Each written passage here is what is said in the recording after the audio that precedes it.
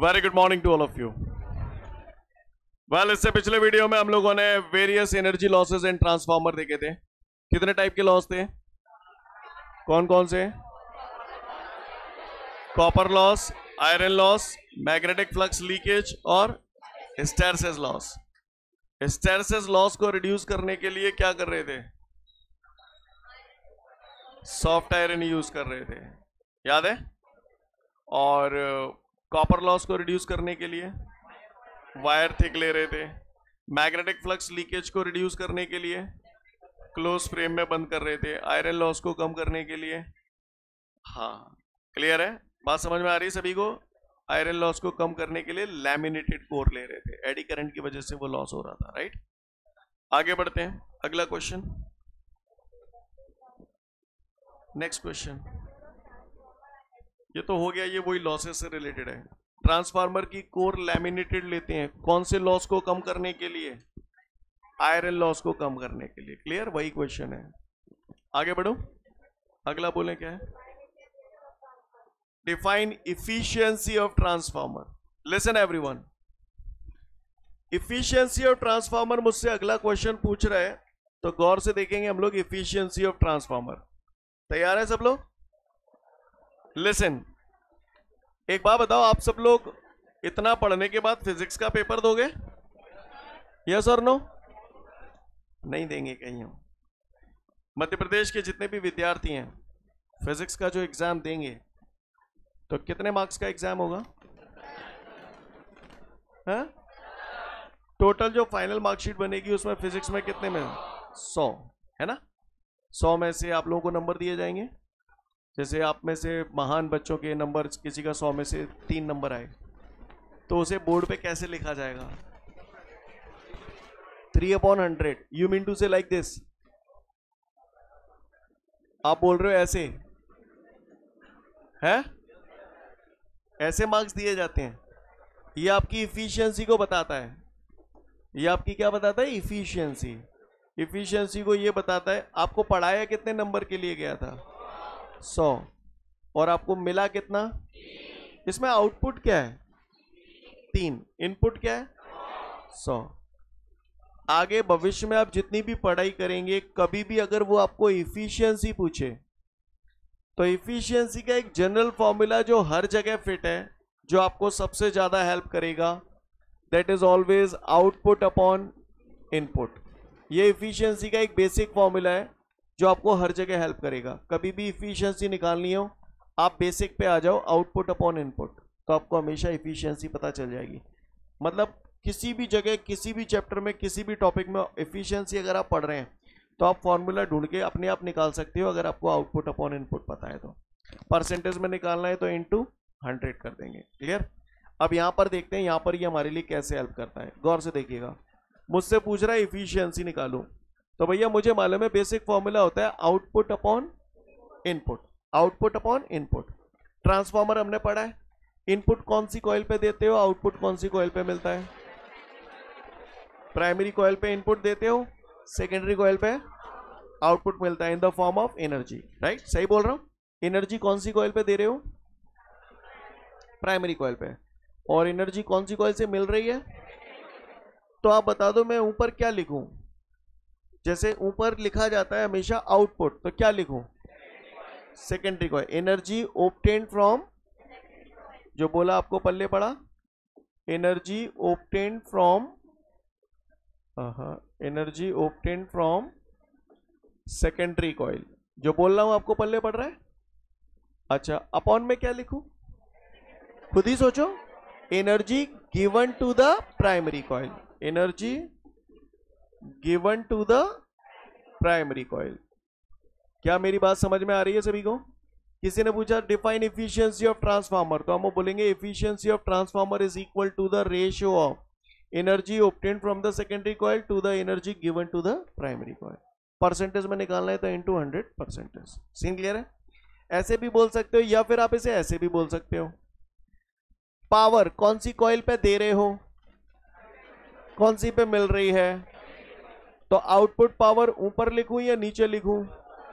ऊपर। तो ऐसे लिखूं, output power upon input power. The ratio of output power to the input power is called efficiency of transformer. Got it everyone? इतने दिन हो गए पढ़ाते हुए, पावर का एक दिन मैंने एक रिलेशन अभी 1-2 दिन पहले बताया भी था आपको बीच में, P is equal to VI. तो पावर का फॉर्मूला मैं VI लिख रहा हूं. अच्छा, V वोल्टेज की जगह इंड्यूस्ड EMF भी लिख सकता हूं, स्मॉल e भी लिख सकता हूं, एक ही बात है ना. तो मैंने ये भी पावर है VI, ये भी पावर है VI. अब ये आउटपुट पावर है, तो यहाँ आउटपुट कौन सी कॉइल पे मिल रहा है, तो इसके सफिक्स में क्या लिख दूं, VSIS. बोलो भैया, इनपुट कौन सी पे दे रहे हो, तो यहाँ क्या लिख दूं, VPIP. क्या आपको मेरी बात समझ में आ गई? तो ये हो गई हमारी efficiency of transformer. Got it everyone? किसी ने भी पूछा इफिशियंसी ऑफ ट्रांसफार्मर क्या होता है, तो हम उसे बोलेंगे the ratio of energy obtained from the secondary coil to the energy given to the primary coil is called efficiency of transformer. सब लोग समझ गए? अगर इतनी बात आप समझ गए तो फिर मेरे को एक और बात बताओ कि हमने ये पढ़ा था कि आइडियल ट्रांसफार्मर वो ट्रांसफार्मर होता है जब प्राइमरी कॉइल में प्रोड्यूस होने वाला मैग्नेटिक फ्लक्स 100% सेकेंडरी कॉइल के साथ लिंक हो जाता है. तो ऐसे ट्रांसफार्मर को हम आइडियल ट्रांसफार्मर बोलते हैं. ये सर आप लोग फिजिक्स के एग्जाम देंगे, आपको ऐसे स्कोर मिलेगा, राइट? अगर आप आइडियल स्टूडेंट होते तो आपकी इफिशियंसी कितनी होती है, 100/100. यानी आपके नंबर 100 में से 100 आते, 100 में से 100 अगर कैंसिल करूंगा तो इक्वल टू 1. यानी अगर आइडियल ट्रांसफार्मर होगा तो उसकी इफिशियंसी कितनी होगी, 1. क्लियर? लेकिन क्या हर बच्चा आइडियल होता है? अगर हर बच्चा आइडियल नहीं होगा तो आप मुझे बताओ, इसमें जो ऊपर वाली वैल्यू है वो नीचे वाली वैल्यू से हमेशा छोटी रहेगी. आइडियल है तो नीचे वाली वैल्यू के बराबर हो जाएगा. लेकिन अगर बच्चा आइडियल नहीं है तो ऊपर वाला जो न्यूमरेटर है वो हमेशा डिनोमिनेटर से छोटा ही रहेगा. कुछ भी एग्जांपल ले सकते हो, मैंने ले लिया जैसे नीचे 100, ऊपर मैंने मान लिया 90. अब आप मुझे बताओ इसका जो रेशो आएगा, यानी अगर ऊपर का नंबर छोटा है और नीचे का नंबर बड़ा है, तो ऐसी सिचुएशन में जो रेशो आएगा वो रेशो हमेशा 1 से छोटा होगा या 1 से बड़ा होगा, 1 से छोटा होगा. बात समझ में आ रही है? यानी अगर ट्रांसफार्मर आइडियल है तो आइडियल ट्रांसफार्मर की इफिशियंसी हो जाएगी इक्वल टू 1. लेकिन अगर ट्रांसफार्मर आइडियल नहीं है तो इफिशियंसी हो जाएगी लेस देन 1. क्लियर है? इतना मैंने आपको पढ़ा दिया, समझ गए? अब मैं आपसे क्वेश्चन पूछ रहा हूं, मान के चलो एग्जाम में क्वेश्चन आ गया, ठीक है? उस क्वेश्चन का जवाब आप देना. मैंने पढ़ा दिया. मैंने क्या पढ़ा दिया? आइडियल ट्रांसफार्मर के लिए इफिशियंसी जो होती है दैट इज इक्वल टू 1, और अगर आइडियल नहीं है तो इफिशियंसी इज लेस देन 1. समझ गए? अब मैं आपसे क्वेश्चन पूछ रहा हूं, एक छोटा सा ओटी है, आप लोग जवाब दीजिएगा. 5 ऑप्शन दे रहा हूं आपको.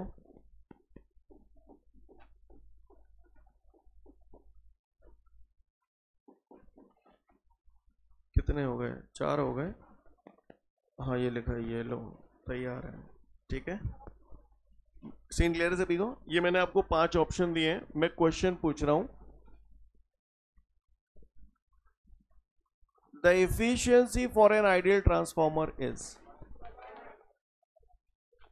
सबका यही है, इसीलिए बोल रहा हूं यार, सोचा करो. तो तुम लोग अगर ऐसे करोगे तो कैसे चलेगा? क्या डी? कौन कह रहा है ये? कौन कह रहा है ये? राइट है. मैंने क्या बोला? The efficiency for an ideal transformer is. मैं काय की इफिशियंसी पूछ रहा हूं आपसे? मैं बोल रहा हूं ना साहब, आइडियल ट्रांसफार्मर की इफिशियंसी पूछ रहा हूं, तो कितनी होगी? 1. मैं बोल रहा हूं आइडियल स्टूडेंट है, आप समझ रहे हैं मेरी बात को? आप बताओ, the efficiency of a transformer is, तो कौन सा हो जाएगा? ये हो जाएगा. सही बोल रहा हूं?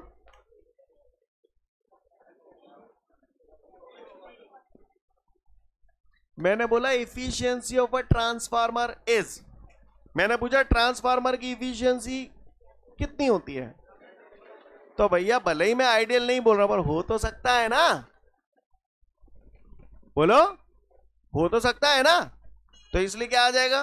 Less than and equal to 1. उसमें हर पॉसिबल केस आ जाएगा. क्लियर है? The efficiency of a transformer is less than and equal to 1, और efficiency of an ideal transformer is equal to 1. Clear? अब बताओ, if the transformer is not ideal then the efficiency of transformer is, तो फिर ऐसी situation में less than 1 आ जाएगा। आपने देखा उसने क्वेश्चन कैसे कैसे घुमाया। If the transformer is not ideal, यानी आइडियल का केस ही हटा दिया उसने। Clear? If the transformer is not ideal then the efficiency of transformer is less than 1। Clear? और उसने अगर पूछा the efficiency of transformer is, तो less than and equal to 1। The efficiency of an ideal transformer is equal to 1। चीज वही है। तो लोग जरा जरा सी बातों में कंफ्यूज हो जाते, तो कंफ्यूज नहीं होना है। मैटर समझ में आ रहा है सभी को? तो किसी ने अगर हमसे एफिशिएंसी ऑफ ट्रांसफार्मर पूछा तो बता देंगे? पढ़ लो फटाफट, फिर आगे की बात करेंगे।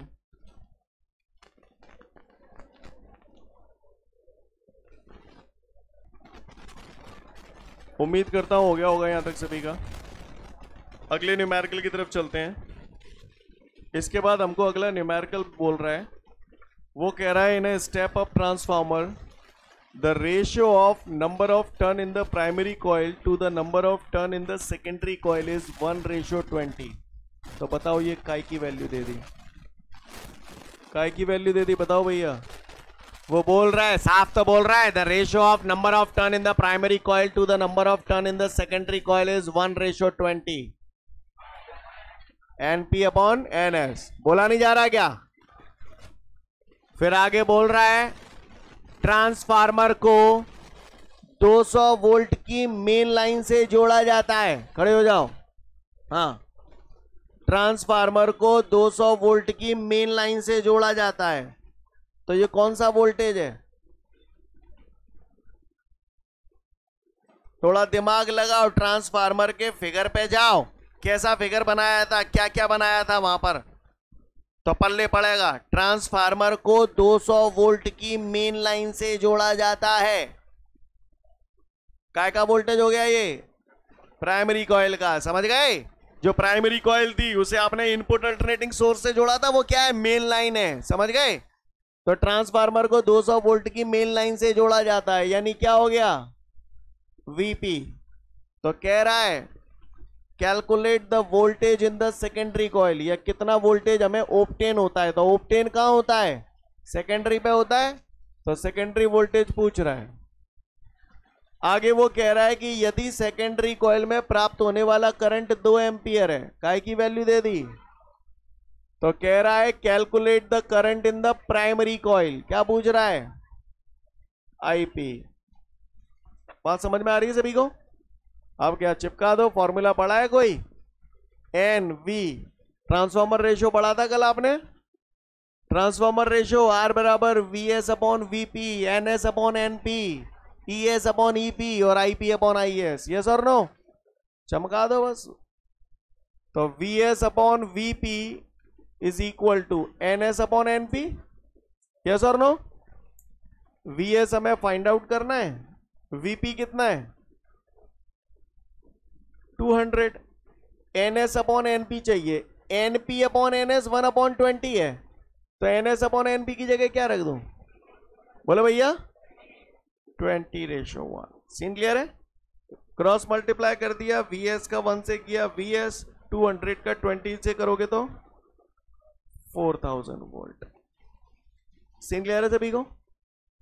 आगे उसने मुझसे ये पूछा है कि करंट बताऊं प्राइमरी कॉइल में, क्या लगा दूं भैया? NS upon NP is equal to IP upon IS। बोलो भैया, क्या मैं यहाँ NS अपॉन NP की जगह VS अपॉन VP भी लिख सकता था? वो उससे भी आ जाएगा, कोई दिक्कत वाली बात नहीं है, राइट? चाहे जैसे कर लो, बात एक ही है। बताओ NS अपॉन NP की जगह क्या लिखूं? NP अपॉन NS 1/20 है, तो NS upon NP 20/1 is equal to IP find out करना है। IS कितना है? 2। क्रॉस मल्टीप्लाई करेंगे, IP का 1 से करेंगे IP और 2 का 20 से करेंगे 40 एम्पियर। अब 4 नंबर का क्वेश्चन आया बोर्ड एग्जाम में ऐसा, तो ऐसा भी नहीं कर पाओ तो लानत है। नहीं, नोट इट डाउन।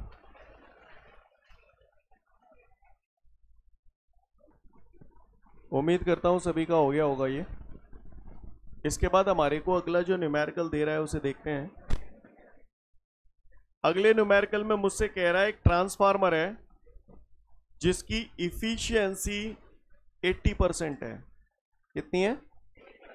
काय की वैल्यू दे दी। इफिशियंसी को ईटा से रिप्रेजेंट करते हैं। तो वो कह रहा है एक ट्रांसफार्मर है जिसकी इफिशियंसी 80% है, यानी इफिशियंसी हमको दे दी 80%। फिर वो आगे कह रहा है कि उसकी जो इनपुट पावर है, इनपुट पावर वो 4 किलोवाट है 100 वोल्ट पर। तो 100 वोल्ट काय का पोटेंशियल हो गया, पहले तो ये बताओ है प्राइमरी का। तो ऐसे लिखूं Vp बराबर 100 वोल्ट, और इनपुट पावर जो दे रहा है आपको वो 4 किलोवाट दे रहा है। तो ऐसे लिख दूं यहां पर इनपुट पावर, इनपुट पावर कितनी दे दी उसने? 4 किलोवाट। कहानी समझ में आ रही है आप लोगों को? अब वो कह रहा है यदि सेकेंडरी कॉइल पर मुझे 240 वोल्ट मिल रहा है, काय की वैल्यू दे दी Vs। तो कह रहा है calculate the current in the primary and secondary coil, यानी मुझे Ip कैलकुलेट करना है, Is कैलकुलेट करना है। जो बोल रहा हूं समझ में आ रहा है? मैंने आपको 3 मिनट का समय दिया, इस क्वेश्चंस का एफर्ट आप खुद लगाएं, करिए कोशिश। आप चाहे तो थोड़ी सी हिंट दूं। इनपुट पावर, पावर का फॉर्मूला VI, तो क्या लिखोगे? Vp Ip, इनपुट पावर है। मेरे ख्याल से मैं बोल चुका हूं, right? Input power Vp Ip होता है ना। करो, चलिए देखते हैं। जिसका आ गया अच्छी बात है, जिसका नहीं आया look at the board. Usually लोग करते क्या है, गौर से देखिएगा। यहां तक ये क्वेश्चन समझ में आ गया सभी को? इनपुट पावर कितनी दी गई है? इनपुट पावर कितनी दी गई है? 4 किलोवाट। 4000 वाट लिख दो इसे। 1 किलोवाट बराबर 1000 वाट। यस और नो? इनपुट पावर का formula P is equal to VI। Yes और नो? VI, और इनपुट पावर है तो ऐसे लिखू Vp Ip is equal to 4000। Yes और नो? Vp हमको 100 दिया है, into Ip is equal to 4000। 2 zero से ये 2 जीरो कैंसिल कर दूं, Ip बराबर 40 एम्पियर। क्लियर? ये हमारा Ip 40 एम्पियर आ गया। अब काफी सारे बच्चे क्या करते हैं इसके आगे, शायद किया भी होगा कुछ लोगों ने। उन्होंने क्या किया, Ip आ गया और हमारे पास ये Vp है, Vs है, Ip हमारा आ चुका है, तो उन्होंने ये formula Vs upon Vp is equal to Ip upon Is ये लगाया होगा। कितने लोगों ने लगाया था ये वाला फॉर्मूला? 1 2। काफी लोगों ने लगाया होगा। जिन्होंने कोशिश की होगी वो ज्यादातर लोग यहीं पहुंचे होंगे। अब आप बताओ दीक्षित जी, ये क्यों नहीं लगाया आपने? कोई बात नहीं, ठीक है। जो लोग उस रास्ते पे पहुंच गए वो तो ठीक है, ये क्यों नहीं लगेगा इसका कारण समझें। भैया ये फॉर्मूला हमारा तब आया था जब ट्रांसफार्मर आइडियल था। ये आइडियल ट्रांसफार्मर नहीं है, इसकी इफिशियंसी 80% है, राइट? तो ऐसी सिचुएशन में ये वाला फॉर्मूला नहीं लगेगा। क्यों नहीं लगेगा, बात समझ में आई अब आपको? बोलो भैया, अच्छी बात है। तो बस अब क्या, खत्म कहानी, चिपका दो। तो इफिशियंसी कितनी दे रहा है हमको? 80%। 80% हटाऊंगा तो 100 का डिवाइड करूंगा। यहां तक बात समझ में आ रही है? इफिशियंसी का formula output power upon input power. तो मैं ऐसे लिखूं, output power upon input power is equal to, 0 से 0 कैंसिल हो गया, 4 2 ज़ा 8, सॉरी 2 4 ज़ा 8 एंड 2 5 ज़ा, क्या आ गया हमारा ये 4/5। अब आप गौर से देखिए, 4/5 तो मैंने ये लिखा, इनपुट पावर कितनी थी? 4 किलोवाट, तो पूरा 4000 वाट लिख दूं। यस और नो? अब मुझे आउटपुट पावर चाहिए। आउटपुट कौन सी कॉइल पे मिल रही है? सेकेंडरी कॉइल पे। तो क्या लिखूं? VI S. स्टेप समझ में आ रहे हैं सभी को? वी एस कितना है? 240 into I S divided by 4000 is equal to 4/5। Scene clear है सभी को? चिपका दो। अब क्या है, ये 0 से 0 कैंसिल कर दूं? बोलो भैया। ये मैंने यहां पर किया 4 1 4, 4 6 24, तो ये आ जाएगा I S is equal to 4/5। तो ये है ही। हाँ भैया, ये 100 इधर पहुंचा दूं और ये 6 नीचे आ गया। अब तो कर लेंगे। बोले कितना आ रहा है? 13.33 है?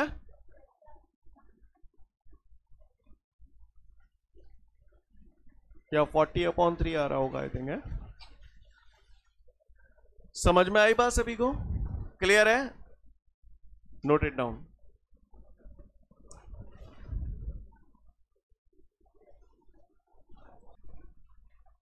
इसके बाद हमारे सामने अगला क्वेश्चन है, और ये मैं आपको पहले भी बता चुका हूं जब मैंने आपको स्टार्टिंग का पार्ट पढ़ाया था इस चैप्टर में। एसी करंट की एक कंप्लीट साइकिल में एवरेज वैल्यू कितनी होती है? मतलब आधे चक्कर में पॉजिटिव, आधे चक्कर में नेगेटिव, राइट? अच्छा, एसी करंट कौन कौन से इफेक्ट शो करता था? है? हीटिंग इफेक्ट शो करता था। कौन से इफेक्ट शो नहीं करता था? मैग्नेटिक इफेक्ट और केमिकल इफेक्ट शो नहीं करता था। सही बोल रहा हूं? अगर किसी ने पूछा कि भैया एसी करंट मैग्नेटिक इफेक्ट या केमिकल इफेक्ट शो नहीं करता, तो क्यों नहीं करता? क्या बोलोगे? कि भैया क्योंकि कंप्लीट साइकिल में इसकी एक एवरेज वैल्यू कितनी होती है? 0 होती है। क्लियर? आधे चक्कर में जो भी इम्पैक्ट होता है तो नेगेटिव चक्कर में वो इम्पैक्ट खत्म हो जाता है। बात समझ में आ रही है? अगला क्वेश्चन यही है कॉन्सेप्चुअल क्वेश्चन में। AC current does not exhibit the magnetic effect and chemical effect. Clear? पढ़ लें इसे।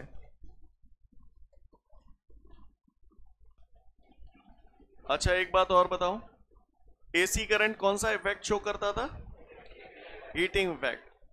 और हम लोगों ने आज से कुछ टाइम पहले मूविंग कॉइल गैल्वेनोमीटर पढ़े थे, याद आ रहा है? वैसे ये सब बता चुका हूं मैं। मूविंग कॉइल गैल्वेनोमीटर जब हमने पढ़े थे, कौन से चैप्टर में पढ़े थे? मैग्नेटिक इफेक्ट ऑफ करंट में। तो वहां मूविंग कॉइल गैल्वेनोमीटर से हम लोग करंट नापते थे। तो वो करंट नापने के लिए जो गैल्वेनोमीटर हम लोग यूज करते थे वो मैग्नेटिक इफेक्ट ऑफ करंट पे बेस्ड होते थे। तो उनसे कौन सा करंट नपता होगा? डीसी करंट, क्योंकि डीसी करंट वो करंट होता है जो सारे इफेक्ट शो करता है। सही बोल रहा हूं? तो वो जो डिवाइसेस होते थे, जो मूविंग कॉइल गैल्वेनोमीटर वगैरह हमने पढ़े थे, वो कौन से इफेक्ट पर बेस्ड है? कौन से इफेक्ट पर बेस्ड है? मूविंग कॉइल गैल्वेनोमीटर वगैरह मैग्नेटिक इफेक्ट ऑफ करंट पे बेस्ड है। तो उससे डीसी करंट नपता है, क्योंकि DC current magnetic effect show करता है। क्या उससे एसी नाप सकता हूं? एसी नापने के लिए मुझे एक ऐसे गैल्वेनोमीटर की रिक्वायरमेंट होगी जो कि हीटिंग इफेक्ट पर बेस्ड हो। समझ पा रहे हैं? और हीटिंग इफेक्ट पर बेस्ड जो गैल्वेनोमीटर होता है उसे हम लोग बोलते हैं hot wire galvanometer. Hot wire galvanometer ये भी एक गैल्वेनोमीटर होता है जिसके जरिए हम लोग करंट नापते हैं, और इससे हम लोग कौन सा करंट नापते हैं? यूजुअली एसी करंट नापते हैं, क्योंकि एसी करंट जो होता है वो हीटिंग इफेक्ट को शो करता है। समझ पा रहे हैं आप मेरी बात को? अगला क्वेश्चन पढ़ लो, समझ जाओगे।